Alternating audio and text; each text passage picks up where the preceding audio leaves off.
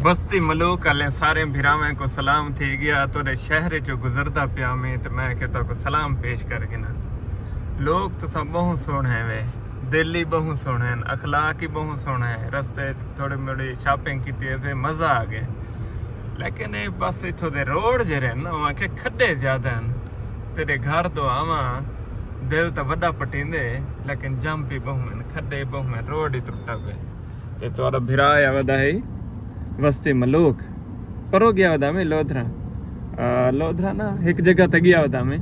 लाइडों वलदा पिया में तो मैं केडों विचो जुलो चलो असा वस्ती मलूक ही देखें सो बड़ा सुना है कदा विचो नहीं थी आमद नहीं थी आज मैं केडों आमद विचो टपई वनो ते मज़ा आ गया लेकिन जरा रश है ना रश इत्थे गल है कि इत्था ओ है क्या है